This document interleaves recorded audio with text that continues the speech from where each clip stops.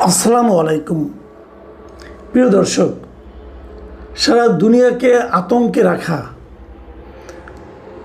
ইরানের সঙ্গে ইসরায়েল এবং যুক্তরাষ্ট্রের যে যুদ্ধ, সেই যুদ্ধের আপাত এক ধরনের সমাপ্তি ঘটেছে। মানে তারা একটা যুদ্ধ বিরতিতে সম্মত হয়েছে এবং এই যুদ্ধে ট্রাম্প দাবি করেছে যে তাদের নাকি পূর্ণাঙ্গ বিজয় হয়েছে। ট্রাম্পের এ সমস্ত অসংলগ্ন কথাবার্তা সারা দুনিয়ার মানুষ শুনতে শুনতে এখন আসলে অনেকটা ক্লান্ত। 40 দিন ছিল এই যুদ্ধ এবং এই যুদ্ধকে সারা দুনিয়ার যত বিশেষজ্ঞ আছে, এক্সপার্ট আছেন যুক্তরাষ্ট্রে এবং যুক্তরাষ্ট্রের বাইরের, তারা সবাই বলেছেন এটা ছিল যুক্তরাষ্ট্রের জন্য একটা অপ্রয়োজনীয় এবং ক্ষতিকর সংঘাত। এটা তাদের বক্তব্য, এই এক্সপার্টদের বক্তব্য। যুক্তরাষ্ট্রের ভেতরেও বাইরেও যুক্তরাষ্ট্র এখানে বিলিয়ন বিলিয়ন ডলার ব্যয় করেছে। এ পর্যন্ত যতটুকু হিসাব পাওয়া গেছে 26 থেকে 30 বিলিয়ন ডলার যুক্তরাষ্ট্র এই যুদ্ধে ব্যয় করেছে প্রত্যক্ষ এবং পরোক্ষভাবে। এর বিপরীতে ইরানের কী পরিমাণ ক্ষেপণাস্ত্র, ইরানের তো ক্ষেপণাস্ত্র কিছু ছিল, তা তো যুক্তরাষ্ট্রকে এই ক্ষেপণাস্ত্রগুলি প্রতিরোধ করেছে।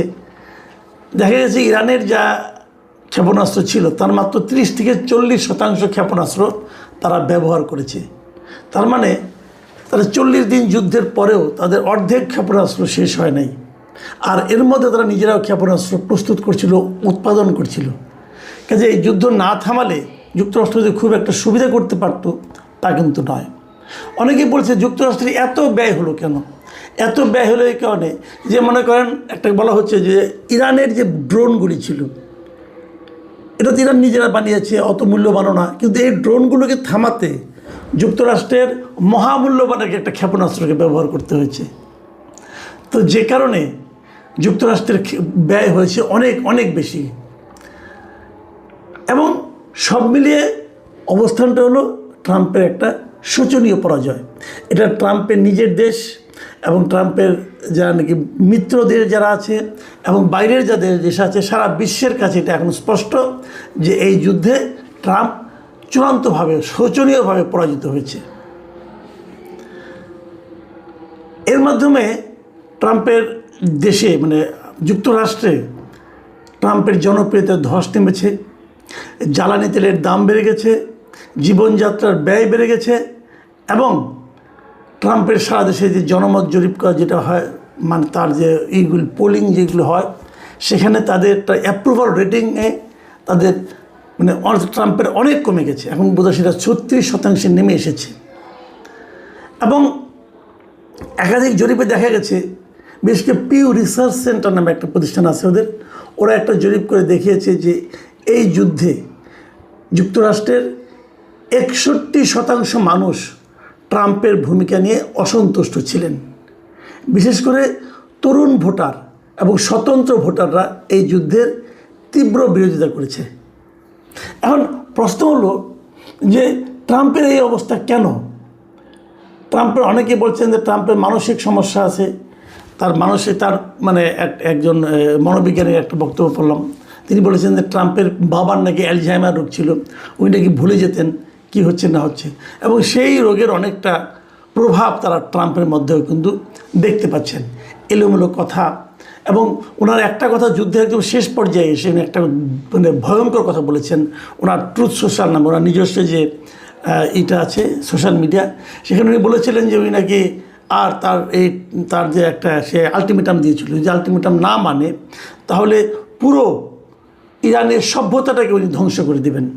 এখন একটা সভ্যতাকে আপনি ধ্বংস করবেন কিভাবে? তাহলে উনি আসলে পারমাণবিক বোমা নিক্ষেপের একটা হুমকি দিয়েছিলেন। এবং এই যে ট্রাম্পের বক্তব্য, এই কথাটাকে দেশের অভ্যন্তরে এবং বাইরে সবাই কিন্তু বলছেন যে এটা একটা গণহত্যামূলক এবং অসংলগ্ন আচরণ। এবং সে কারণে দেশের মধ্যে আমেরিকাতে এরই মধ্যে ট্রাম্পকে ইমপিচমেন্ট করার জন্য, অভিশংসন করার জন্য একটা দাবিও কিন্তু এর মধ্যে উঠেছে।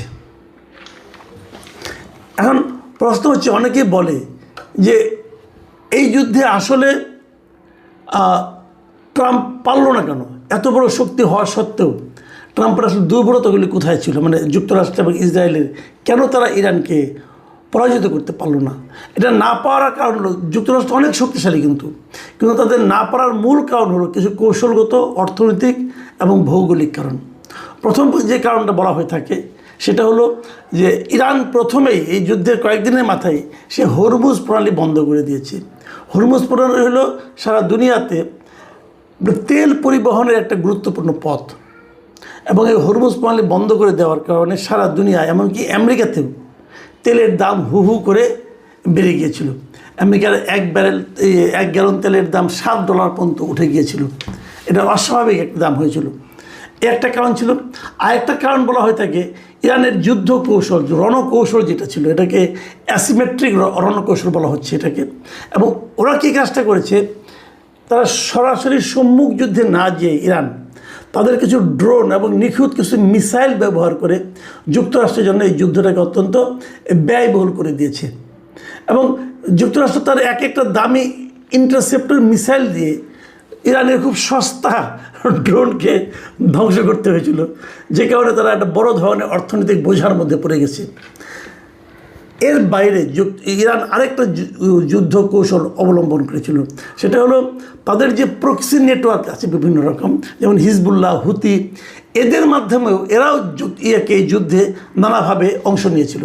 এবং তারা মানে ধরেন এখান থেকে কোনাকুঞ্চি দেওয়া এই পথে, ওই সমুদ্র পথে তারা কিন্তু অ্যাটাক করা শুরু করেছিল, যে কারণে যুক্তরাষ্ট্রের যে অবস্থাটা হয়েছে, অনেক সময় এরকম হয় না, আপনি বিশাল একটা মিসাইল নিয়ে গেলেন, মিসাইল নিয়ে যেয়ে আপনার উপর মনে করেন মৌমাছি লেলিয়ে দেওয়া হলো। এখন এই মৌমাছির কি আপনি কি মিসাইল দিয়ে মারতে পারবেন? অনেকটা ঘটনা ঘটেছে এরকম। ইরান বিশাল নিয়ে গেছে, কিন্তু এই যে খুঁটিনাটি আক্রমণ, ছোটোখাটো আক্রমণ, কোনাকুঞ্চি দিয়ে আক্রমণ, এইগুলো তাকে আসলে ব্যতিব্যস্ত করে দিয়েছিল। আর তাছাড়া আরেকটা, যে পুরো মধ্যপ্রাচ্য জুড়ে যুক্তরাষ্ট্রের যে বিভিন্ন রকম ঘাঁটি ছিল বিভিন্ন দেশে, সেগুলির মধ্যে এরা অ্যাটাক করছিল, এবং সেই অ্যাটাকগুলিও তাদের জন্য বড় একটা ক্ষয়ক্ষতির কারণ হয়েছিল। ইরানকে পরাজিত করতে না পারার আরেকটা বড় কারণ হলো যে ইরান এমন একটা দেশ, এই দেশটার একদিকে পাহাড়, আরেকদিকে নদী, আরেকদিকে মানে পানি, এখানে জয় করা আসলে খুব কঠিন ছিল, এবং এখানে আসলে পদাতিক বাহিনী দেওয়া ইরানকে জয় করা অসম্ভব। কাজেই যুক্তরাষ্ট্র চেষ্টা করেছিল যে বিমান হামলা এবং নৌ হামলা দিয়ে পর্যস্ত করা যায় কিনা। বিমান হামলা কিছুটা ক্ষতি করতে পেরেছিল, কিন্তু হারানো সম্ভব হয়নি। এবং পদাতিক বাহিনী না ঢুকলে একটা দেশকে আসলে পরাজিত করা কঠিন। আরও একটা কারণ ছিল তাদের আমেরিকার জন্য, যে নাকি খুবই নেতিবাচক এবং বিব্রতকর কারণ, সেটা হলো যে আমেরিকা যাদেরকে মিত্র মনে করত, ইউরোপিয়ান দেশগুলো, তারা এই যুদ্ধে আমেরিকার সঙ্গে সহযোগিতার হাত বাড়ায়নি। তাদের বক্তব্য ছিল, আপনি তো নেটোর সঙ্গে আলাপ করে যুদ্ধ শুরু করেননি, যুদ্ধ উনি শুরু করেছিলেন একা একা। যে কারণে এবং যুদ্ধের পরপরই এই ইউরোপিয়ান দেশগুলোতে কিন্তু তেলের দাম অনেক বেড়ে গিয়েছিল, যে কারণে ইউরোপিয়ান দেশগুলো নিজের দেশের সমস্যাকে রেখে যুক্তরাষ্ট্রের সঙ্গে যুদ্ধে সেনাবাহিনী পাঠাতে রাজি হয়নি। এবং এই রাজি না হওয়ার কারণটা কিন্তু তার জন্য ছিল খুবই বিব্রতকর। আর সবচেয়ে যেটা বড় কারণ ছিল যে যুক্তরাষ্ট্রের অভ্যন্তরে, মানে যুক্তরাষ্ট্রের মধ্যে সে রাজনৈতিকভাবে এই যুদ্ধকে নিয়ে বড় একটা চাপের মধ্যে পড়ে গিয়েছিল। সামনে কিন্তু তাদের একটা নির্বাচন আছে, এবং সেই নির্বাচনে যুক্তরাষ্ট্রের রিপাবলিকান পার্টি, মানে যে পার্টির প্রেসিডেন্ট হিসেবে ট্রাম্প আছেন, সেই পার্টির সামনে একটা বড় পরাজয় সবাই দেখতে পাচ্ছে এই যুদ্ধকে কেন্দ্র করে। ডোনাল্ড ট্রাম্প নির্বাচনের আগে নিজেকে মানে যুদ্ধের বিরোধী একজন প্রেসিডেন্ট হিসাবে প্রচার করেছিল, এবং সে নির্বাচিত হওয়ার পর তো সে কিন্তু নোবেলের শান্তি পুরস্কারও দাবি করেছিল যে সে যুদ্ধ থামিয়ে দিচ্ছে, তাকে শান্তি পুরস্কার দেওয়া হোক। তো এরকম একটা লোক যখন নিজেই একটা সবচেয়ে যুক্তরাষ্ট্রের জন্য সবচেয়ে অপমানকর যুদ্ধে জড়িয়ে গেল, এবং সে কারণে তার দলের যে একটা সমর্থন ছিল মানুষের মধ্যে, সেটাও কিন্তু কমে গেছে। এবং সবচেয়ে যে ক্ষতিটা হয়েছে যুক্তরাষ্ট্রের, তারা যে উদ্দেশ্য নিয়ে গিয়েছিল যে ইরানের পরমাণু কর্মসূচিকে চিরদিনের জন্য বন্ধ করবে, ইরানকে পদানত করবে, ইরানের নিজেদের শাসন বসাবে, তার কোনোটাই অর্জন হয়নি। বরঞ্চ হরমুজ প্রণালীতে এখন ইরান বলছে এখানে তারা টোল বসাবে, এবং যদি তার টোলটা বসাতে পারে, এখান থেকে যত জাহাজ যাবে সে টোল নেবে এবং খুব দ্রুতই তাদের যে অর্থনৈতিক ক্ষয়ক্ষতি হয়েছে এই টোল দিয়েই তাতে সেটাকে আপনার কভার করতে পারবে।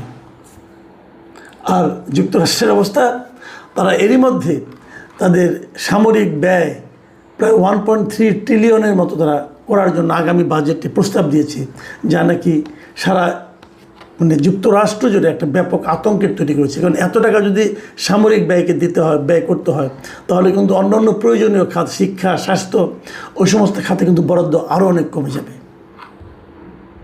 প্রিয় দর্শক, আমরা সবাই জানি যে অনেক শক্তিশালী দেশ আমেরিকা যুক্তরাষ্ট্র সারা দুনিয়াতে সবচেয়ে শক্তিশালী দেশ, কিন্তু এই শক্তিশালী দেশটি আরও একটি শক্তিশালী দেশ ইসরায়েল, তাদেরকে সঙ্গে নিয়েও তুলনামূলকভাবে অনেক কম সামরিক শক্তির দেশ ইরানকে কিন্তু তারা পরাজিত করতে ব্যর্থ হয়েছে। মূল কারণ, তারা একটা ইরানের উপর অন্যায় যুদ্ধ চাপিয়ে দিয়েছিল এবং এই অন্যায় যুদ্ধ চাপিয়ে দেওয়ার কারণে এত শক্তি নিয়েও তারা কিন্তু এই যুদ্ধে বিজয়ী হতে পারেনি। ট্রাম্প এখন চেষ্টা করছে নানাভাবে বলে যে না, আমরা যুদ্ধে জিতেছি, আমরা অমুক করেছি, আমরা তমুক করেছি। আসলে তারা কিছুই করতে পারেনি, বরঞ্চ প্রমাণ হয়েছে যে ইরানের সঙ্গে যুদ্ধ করে ইরানকে পরাজিত করা যায় না। তবে শঙ্কার একটা জায়গা আছে, সেই জায়গাটা হলো ট্রাম্পকে যারা চেনেন, উনি সকালে এক কথা বলেন, বিকেলে আরেক কথা বলেন। যুদ্ধবিরতি হলেও উনি আবার আক্রমণ করবেন কিনা সেটা বলা কিন্তু বড় কঠিন। যে জন্য এই যুদ্ধবিরতির সময় কিন্তু 10টা চুক্তিও হয়েছে, যে এই 10টা চুক্তি সবাই মেনে চলবে এবং সেই চুক্তিগুলি অনেকটাই আমার বিবেচনায় ইরানের পক্ষে গেছে, প্রায় সবগুলি। তারপরেও এই চুক্তি ট্রাম্পের পক্ষে না মেনে কোনো উপায় ছিল না। আমরা জানি না এখান থেকে ট্রাম্প এবং যুক্তরাষ্ট্রের শিক্ষা কতটুকু হবে। আগামীতে সারা দুনিয়াতে এই যে আতঙ্ক সৃষ্টিকারী যুদ্ধগুলো এভাবেই চলতে থাকবে নাকি চলবে না, এটাও আমরা বুঝতে পারছি না। তবে আমাদের জন্য স্বস্তির খবর একটাই, এবার হয়তো তাহলে মধ্যপ্রাচ্য থেকে তেলের সরবরাহটা একটু নিয়মিত হবে এবং আমাদের এখানে যে সংকটের আশঙ্কা আমরা করছিলাম সেটা হয়তো সাময়িকভাবে আপনার চলে যাবে। প্রিয় দর্শক, এখন এই